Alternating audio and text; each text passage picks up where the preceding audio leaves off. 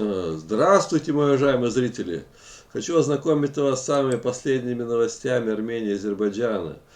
Вот, Арман Татоян сделал еще одно громкое заявление. Азербайджан укрепляет незаконные позиции в Армении под угрозой ГЭС и мирные жители. Я раньше вам рассказывал, что Татоян сделал подобное заявление, но здесь уже он подробно описал, какие угрозы типа несут сейчас вооруженные силы Азербайджана. И вот подробнее я ознакомлю по этой теме. Азербайджан укрепляет незаконные позиции в Армении, строит дороги, ставя под угрозу Татевскую и Джермукскую ГЭС. Сейчас я вам покажу на карте. Вот, в общем, Джермук, вот здесь, как я говорил, здесь азербайджанцы практически рядом уже находятся. Здесь Джермукская ГЭС есть. И Татоян говорит, что, мол, это уже опасность, как бы сказать, гидроэлектростанция, они могут захватить. И вот еще Татевская. Вот тут Татевская ГЭС тоже. Татев есть, недалеко тут Лачин, так, Горис, в общем, вот как раз знаете это место вот здесь.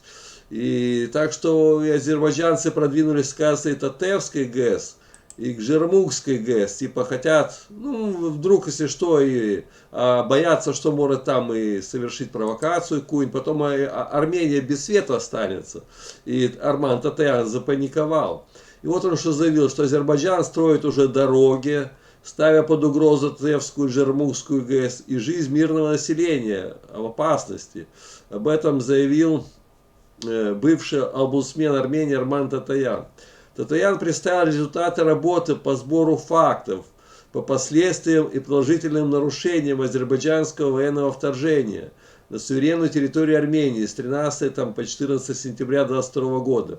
Он показал фото дороги, которую построили азербайджанцы на оккупированных территориях рядом с Жермуком. Я говорил, что рядом с Жермуком уже азербайджанцы построили свои дороги.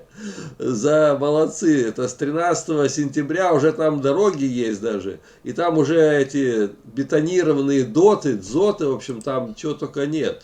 Мы детально изучили, как они строили эту бетонную дорогу.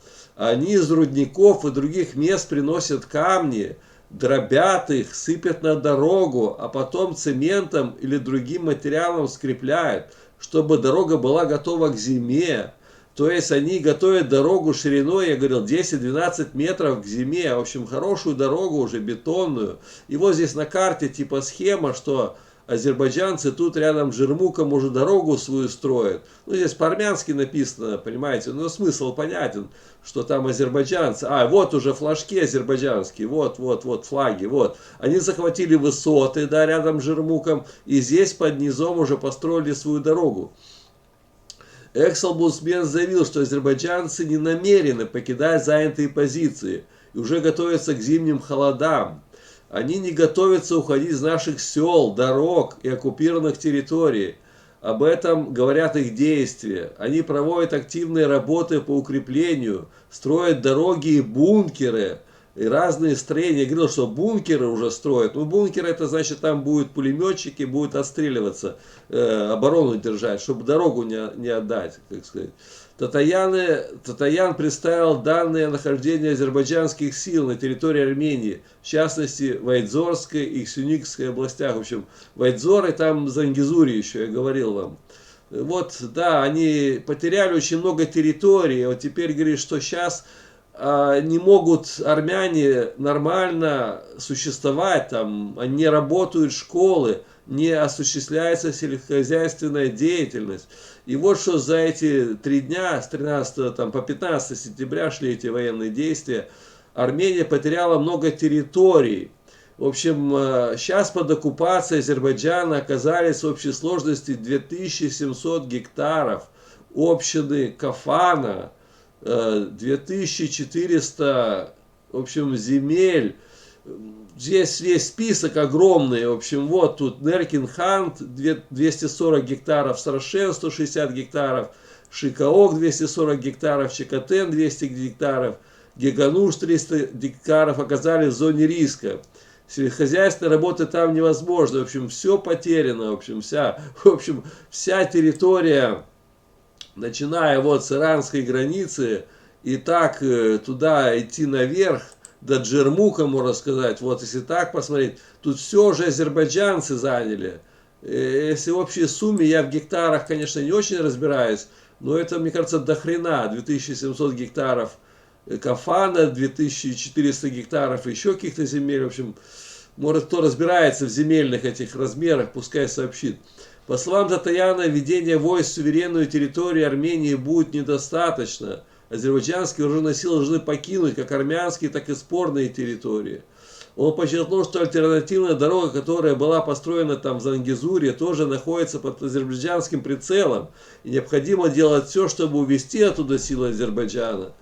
Просматривается также Кафанский аэропорт. Под угрозой находится Геганурское какое-то хранилище, Татевская и Джермукская ГЭС. Я понял, в общем, вот это Татевская ГЭС, вот тут вот эта дорога полностью, начиная вот с Кафана и дальше вот тут вот это вот все направление тоже под контролем, я понял, железобетонно, потому что они запаниковали уже.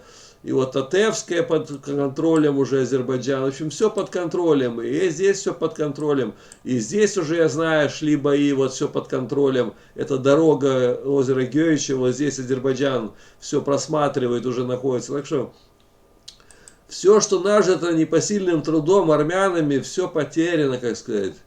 Так что все под контролем Азербайджана. Так, и вот еще Пашинян сделал такое интересное заявление. Ереван не против турецких пограничников на армяно-азербайджанской границе.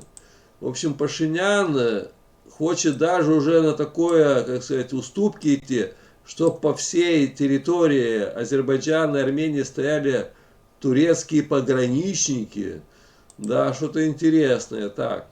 Армения не против того, чтобы на армяно-азербайджанской границе расположились пограничные службы Турции, заявил премьер-министр Никол Пашинян.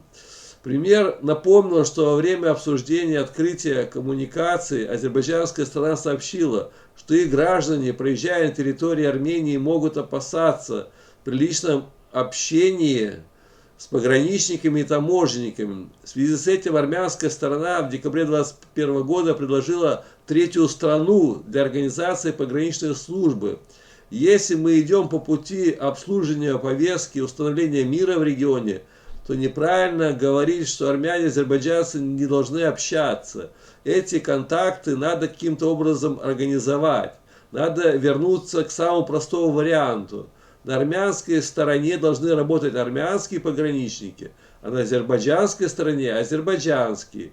Если эта проблема не преодолевается, можно привлечь операторов. С нашей стороны и может быть российская пограничная служба, мы даже не против.